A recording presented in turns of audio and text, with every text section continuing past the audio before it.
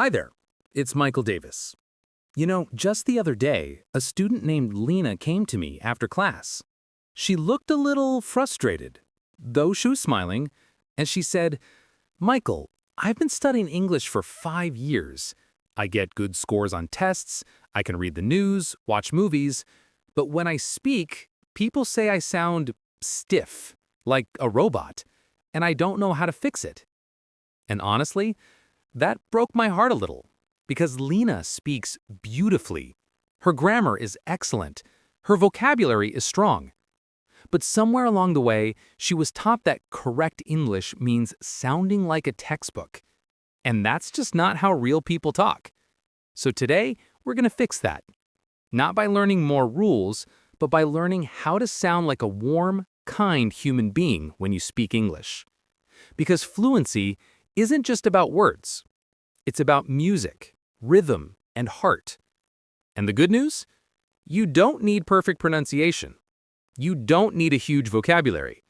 You just need a few gentle shifts and a little permission to sound, well, like you. All right. Let's begin. First, let's talk about why this happens. When we learn English in school, we're often taught to speak in full, perfect sentences. I do not know the answer. I would like to go to the store. It is a very nice day today. And those sentences, they're correct. But they're not how people actually talk. In real life, we say, not sure. Want to grab something from the store? Nice out today, huh? See the difference? The second set sounds relaxed, friendly, like someone you'd want to chat with over coffee. So, how do we get there? Let's start with contractions, because they're the first step to sounding natural. I do not know. I don't know. It is, it's. We will, we'll. Now, I know some teachers say only use contractions in informal speech. But here's the truth. In spoken English, contractions are normal, even expected. If you say I cannot instead of I can't in a casual chat, it sounds formal, distant, like you're giving a speech, not having a conversation. So go ahead and use I'm, you're, they've, we'll. They're not lazy. They're natural. Next, filler words and soft starters. Now, I know many learners were told don't say or like. And yes, overusing them can be distracting. But here's what no one tells you. A few gentle fillers make you sound thoughtful, not nervous. Listen to this. I think maybe we should leave early. That little pause, it sounds calm, considered. Compare that to, I think maybe we should leave early. Rushed, robotic. Try adding soft starters like, well, I guess, kind of. For example, well, I'm not sure if that's a good idea. I've never tried that before. I guess I'm a little tired today. These phrases don't weaken your English. They humanize it. They show you're thinking, feeling, and connecting. There was this student, Raphael, who used to say everything like a news anchor. I am finished with my work. I asked him to try, I'm done, I think. And his coworker later told him, you seem way more relaxed lately. All from 2 little words. Now, let's talk about intonation, the rise and fall of your voice. This is where the music comes in.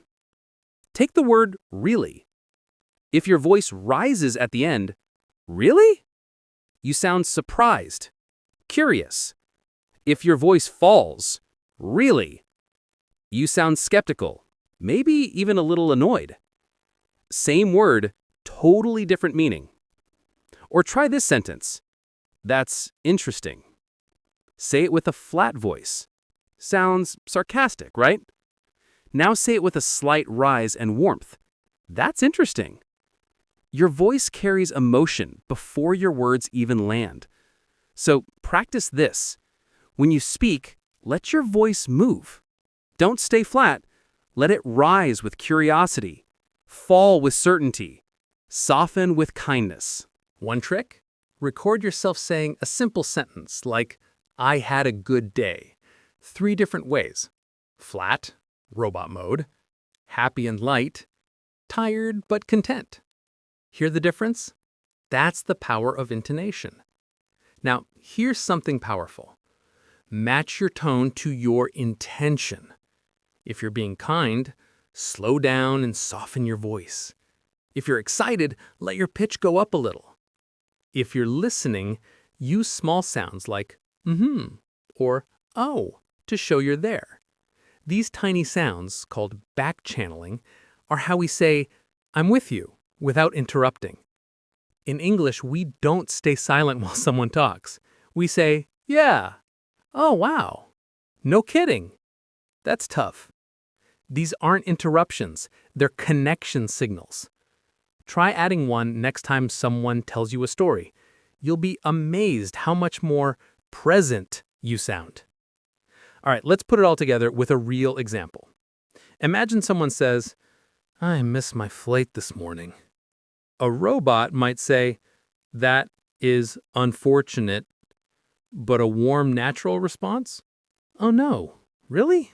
What happened? Hear it? Oh no equals empathy. Really? Rising intonation equals concern. What happened? Equals open question. You didn't need big words, just heart. Now, what if you're the one sharing something? Instead of, I am feeling unwell today, try, I'm not feeling great today. Or, I think I'm coming down with something. See how it sounds more human? Like someone you'd want to check on? That's the goal. Not perfection, connection. And here's the most important thing. Give yourself permission to sound imperfect. Real people pause. They restart sentences. They say, when they're thinking. They laugh at themselves. You don't have to sound like a podcast host. You just have to sound like you in English. So this week, try one small thing. Use one contraction you usually avoid, like I've instead of I have. Add one soft starter, like, well, you know. Let your voice rise when you're curious. And notice how people respond. Because when you sound warm, people lean in. They listen. They connect. And that's what language is really for. So be gentle with yourself, celebrate the small shifts, and remember, sounding natural isn't about hiding your accent. It's about letting your kindness come through. You're not a robot. You're a person, and your English should sound like it. This is Michael Davis, and I'm so glad you're here. I'll see you in the next lesson.